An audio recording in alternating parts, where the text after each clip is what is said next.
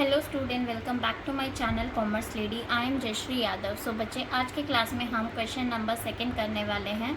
So let's start the question. On 1st April 2015, a company bought plant and machinery costing 68,000। ठीक है, हमने 1st अप्रैल को एक machinery purchase करी है। कॉस्ट कितनी है? 68,000। It is estimated that at working life, जो इसकी वर्किंग लाइफ है वो कितने ईयर्स की है? 10 ईयर्स तक। At the end of which it will fetch 8,000। ठीक है, ये जो 8,000 है ये हमारे लिए क्या है? It is a scrap value. Clear? ठीक है। Additions are made on 1st April 2016। अब 2016 में हम एक और मशीनरी परचेज कर रहे हैं, कितने की? 40,000 एंड रेसिडुअल वैल्यू इज़ 4,000। बच्चे, रेसिडुअल वैल्यू कुछ नहीं है, इसका मतलब है कि ये हमारी स्क्रैप वैल्यू ही है। ठीक है। More additions are made on October 1st 2017। अब देखो, हम 1 अक्टूबर 2017 में एक और परचेज कर रहे हैं मशीनरी, कितने की? 9,800। ब्रेकअप वैल्यू कितना है? 800। मतलब जो ये हमारा 800 है ये हमारे लिए क्या हो गया? It is a scrap value. ठीक है। The working life of both the additional plant and machinery is 20 years। मतलब ये जो 1st अप्रैल 2016 एंड 17 की जो वर्किंग लाइफ है वो कितनी है? 20 ईयर्स तक है। हमें प्लांट एंड मशीनरी अकाउंट बनाना है फॉर द फर्स्ट 4 ईयर्स। अब देखो, इसमें आपको कोई भी डेप्रिसिएशन रेट भी नहीं गिवन है। सो आप कैलकुलेट कर लोगे फॉर्मूला यूज़ करके। ठीक है, चलो स्टार्ट करते हैं। फर्स्ट हम कैलकुलेट कर लेते हैं डेप्रिसिएशन की, हमारा डेप्रिसिएशन यहाँ पे कितना लग रहा है। ठीक है। सो देखो, फर्स्ट M1 का कैलकुलेट कर लेते हैं हम डेप्रिसिएशन। सो M1 हमने कब खरीदी है? 1st अप्रैल को खरीदी है एंड 2015। क्लियर बच्चे? ठीक है। अब देखो, इसकी जो कॉस्ट है वो कितनी कॉस्ट है हमारी? 68,000। ठीक है। फॉर्मूला पता है ना आपको? क्या फॉर्मूला है हमारे इसका? Cost of an assets minus scrap value divided by estimated life of an asset.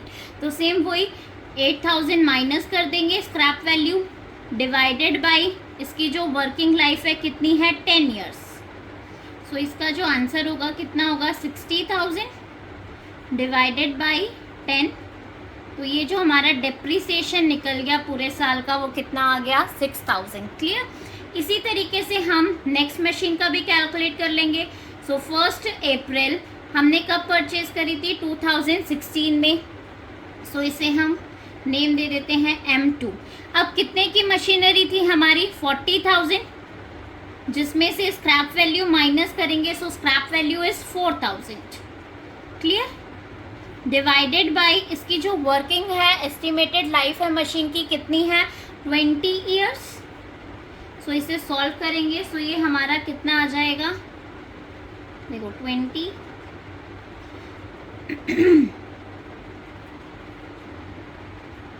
1800 हमारा क्या आ गया? सेकेंड पे डेप्रिसिएशन आ गया। क्लियर? अब नाउ थर्ड पे कैलकुलेट कर लेते हैं। सो थर्ड मशीनरी हमने खरीदी है 1 अक्टूबर 2017। सो जो मशीनरी की कॉस्ट है वो कितनी कॉस्ट है हमारी? 9,800। क्लियर बच्चे? ठीक है। सो आप यहाँ पे लिखो 9,800 माइनस 800 डिवाइडेड बाई 20। सो ये कितना आ जाएगा हमारा? 9,000 divided by 20। So it will be 450। अब जो ये 450 है ये हमें पूरे साल का निकला है। ठीक है, पूरे ईयर का डेप्रिसिएशन हुआ है। बट हमने ये मशीनरी परचेज कब करी थी?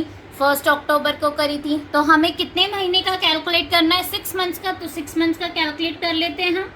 450 इंटू 6 डिवाइडेड बाई 12। ठीक है। आप इसे सॉल्व करोगे तो ये हमारा कितना आ जाएगा? 225। 6 मंथ्स का डेप्रिसिएशन चार्ज हो गया। क्लियर बच्चे? ठीक है, कैलकुलेशन समझ में आई है। अब क्वेश्चन देखते हैं। सो क्वेश्चन कैसे सॉल्व करेंगे हम? तो देखो, इस तरीके से हमारा फॉर्मेट होता है डेबिट क्रेडिट। फर्स्ट हमें लिख लेते हैं यहाँ पे 1 अप्रैल हमने मशीनरी परचेज करी है कब? 15, ठीक है। सो यहाँ पे आ जाएगा 2 बैंक अकाउंट एंड ब्रैकेट में लिख लेना M1 मशीनरी। कितने की मशीनरी हमने, हमारी कॉस्ट थी कितने की थी, 68,000। अब डेप्रिसिएशन चार्ज करेंगे। सो डेप्रिसिएशन कहाँ चार्ज करेंगे, on the credit side.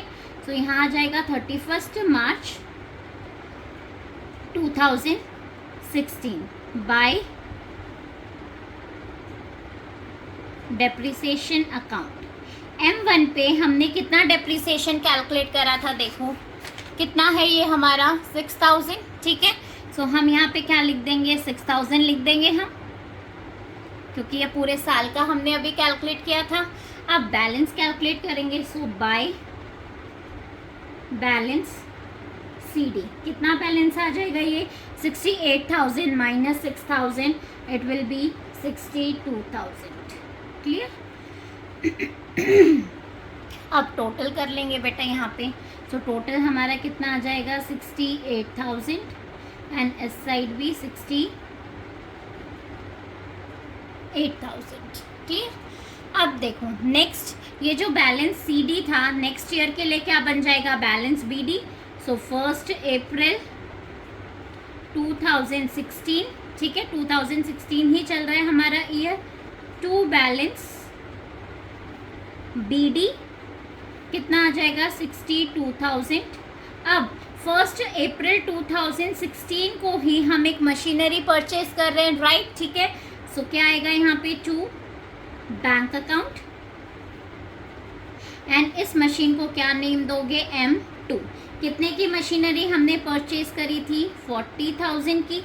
Clear बच्चे यहाँ तक, ठीक है। अब डेप्रिसिएशन लगाएंगे। सो डेप्रिसिएशन कहाँ लगेगा, on the credit side.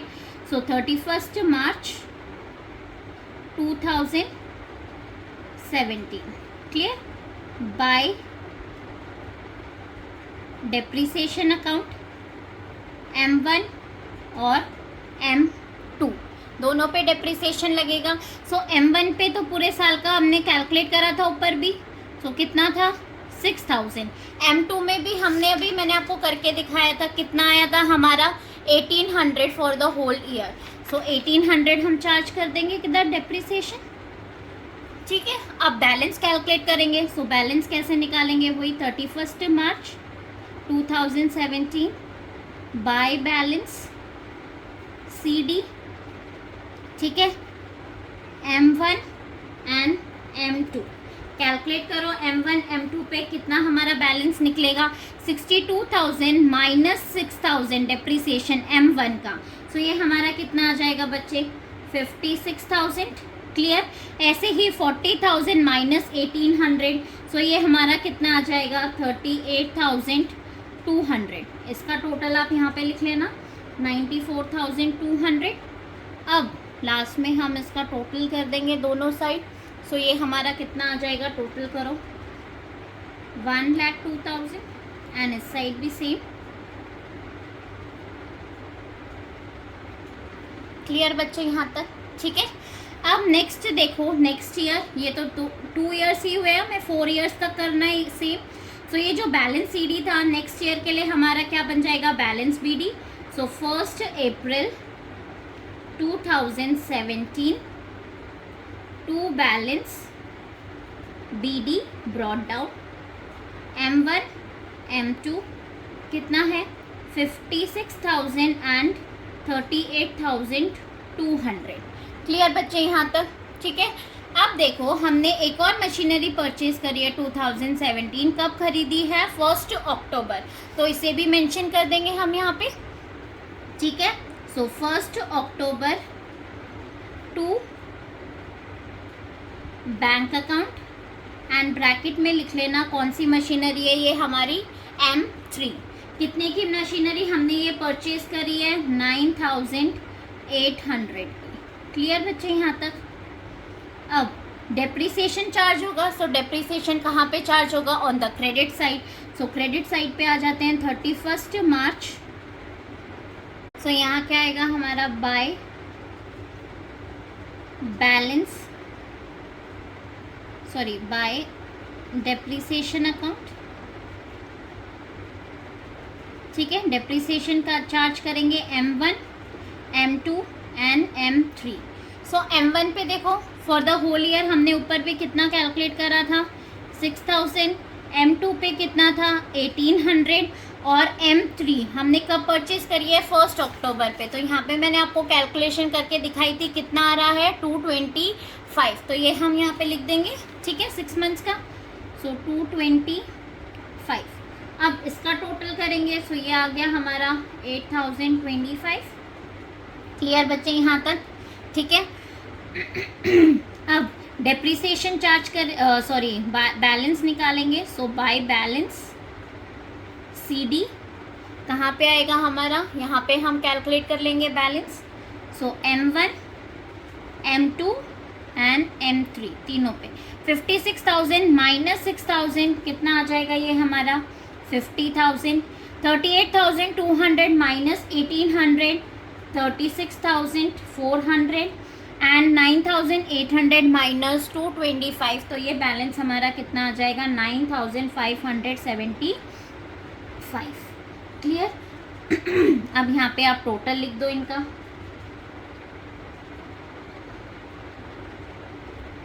Clear.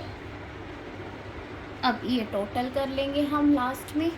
तो ये हमारा कितना आ जाएगा 1,04,000 एंड इस साइड भी 1,04,000, ठीक है। अब ये हमारे 3 इयर्स थे। अब लास्ट ईयर का भी देख लेते हैं। सो लास्ट ईयर का भी सिंपल, यहाँ पे आ जाते हैं 1 अप्रैल 2018 टू बैलेंस BD कितना बैलेंस आ जाएगा ये हमारा M1 50,000, M2 36,400 एंड M3 9,575, ठीक है। अब इस पे डेप्रिसिएशन चार्ज करेंगे। सो डेप्रिसिएशन कहाँ पे चार्ज करेंगे हम, ऑन द क्रेडिट साइड। तो क्रेडिट साइड में डेप्रिसिएशन यहाँ पे 31 मार्च 2019। क्लियर बच्चे। बाय डेप्रिसिएशन अकाउंट कितना डेप्रिसिएशन हमारा चार्ज हो जाएगा M1, M2 एंड M3 पे देख लेते हैं। पूरे साल का लगाना है हमें, ठीक है। अप्रैल से 31 मार्च तो हमने कैलकुलेट करा था कितना, फर्स्ट M1 का कितना था 6,000, सेकेंड 1,800 और मशीनरी 3 पे देखो अप्रैल से 31 मार्च लगाना है। तो हमने जो पूरे साल का कैलकुलेट करा था, कितना कैलकुलेट करा था 450। तो आप कितना लिखोगे यहाँ पे 450 लिखोगे, 225 चार्ज नहीं करोगे बिकॉज ये हमारा 6 मंथ्स का था, ठीक है। सो आप यहाँ पे M3 में कितना हम लिखेंगे 450। सो ये टोटल हमारा कितना आ जाएगा 8250। Now balance, so by balance CD कितना बैलेंस आ जाएगा M1 पे 50,000 minus 6,000, so it will be 44,000। M2 पे 34,600 एंड M3 पे 9,125, ठीक है। अब इसका टोटल कर लेंगे। सो टोटल हम यहाँ पे कैलकुलेट करेंगे कितना आ जाएगा ये हमारा 87,725 एंड लास्ट में इस पूरे का टोटल कर लेंगे हम। So it will be 95,975 and इधर भी सेम 95,975। क्लियर बच्चे। आई होप आपको ये क्वेश्चन समझ में आया होगा। सो प्लीज़ मेरी वीडियो को लाइक, शेयर एंड कमेंट ज़रूर करना और मेरे चैनल को सब्सक्राइब। Thank you.